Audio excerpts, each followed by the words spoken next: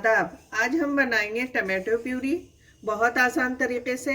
इस वक्त टमाटर हर जगह मिल रहा है और बहुत ही अच्छा टमाटर है इस वक्त, गूदे वाला। तो क्यों ना हम इसे बनाकर स्टोर कर लें। इसको बनाने के लिए बहुत ही आसान तरीका है, झटपट से बन जाता है। तो चले देख लेते हैं ये किस तरह बनता है। टमाटो प्यूरी बनाने के लिए मैंने यहाँ पर 2 केजी जो है टमाटर इस तरह से ले लिया है।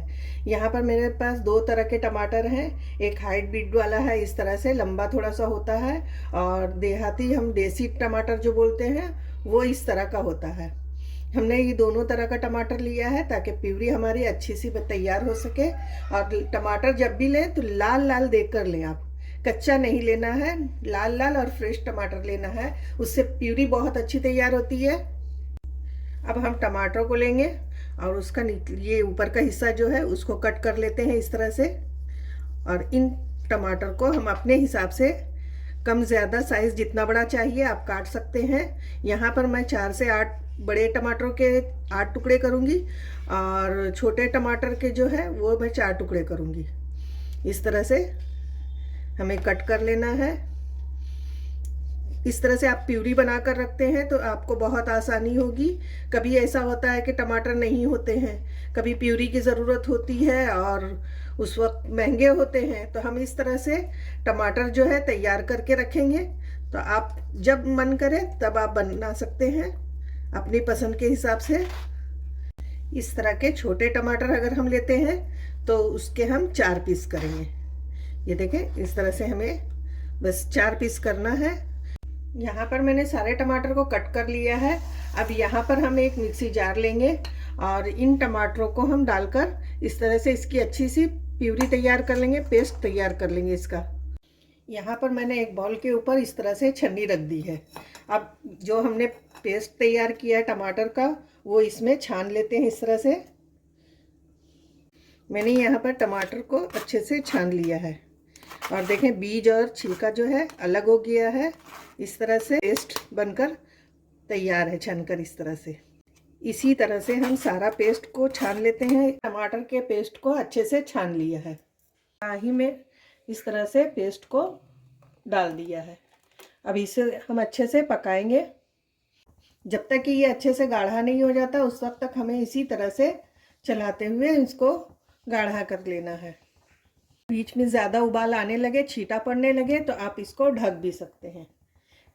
इस तरह से प्यूरी बना के रखने से बहुत फ़ायदे होते हैं। एक तो हम जब भी चाहेंगे फ़ौरन से निकाल कर इसको इस्तेमाल कर सकते हैं। दूसरी बात है कि जिस वक्त महंगा टमाटर होता है, अगर हम इस तरह से ये टमाटो प्यूरी बना कर रखेंगे, प्यूरी बना कर रखने से है कि आपको बहुत ही आसानी होगी। यहाँ पर हमारी प्यूरी देखें, इस तरह से 10 मिनट से मैं पका रही हूँ। इस तरह का हो गया है ये, और इसी तरह से चलाते हुए आपको पकाना है। अभी हम ठंड में इस तरह से बना लेते हैं प्यूरी, तो इस वक्त ये फ़ायदा होता है कि टमाटर जो है वो पल्पी आता है, एकदम से गूदा इसमें ज़्यादा निकलेगा इसका पल्प जो है, और छिलका और बीज जो है कम होता है। हमारी ये प्यूरी 20 से 25 मिनट हो गया है और ये अच्छे से तैयार हो गई है। अब इसको हम गैस की फ्लेम को ऑफ करेंगे और इसको ठंडा होने के लिए रख देंगे। ये इसी तरह की हमें प्यूरी चाहिए था। देखिए कितनी गाढ़ी हो गई है। ये देखिए प्यूरी हमारी बहुत अच्छे से बनकर तैयार हो चुकी है और इसको मैंने अच्छे से ठंडा कर लिया है। अब इसको हम स्टोर करेंगे। इस तरह से आपके पास कोई जार हो तो आप उसमें भी स्टोर कर सकते हैं, या आप चाहे आइस ट्रे में आप डाल सकते हैं और इसको स्टोर कर सकते हैं। बहुत दिनों तक आप इसको इस तरह से रख सकते हैं।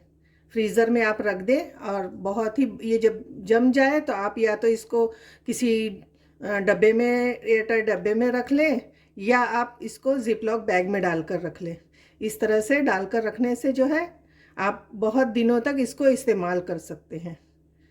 यहाँ पर मैंने ट्रे में भी इस तरह से प्यूरी डाल दी है और बाकी की प्यूरी मैंने इस तरह से जार में डाली है। देखिए इसका कलर कितना अच्छा आया है। अक्सर हम बाहर से लाते हैं तो उसमें कलर डाला हुआ रहता है, या आप उसमें चुकंदर डालते हैं, लेकिन यहाँ पर मैंने कोई कलर इस्तेमाल नहीं किया, न चुकंदर ही डाला है।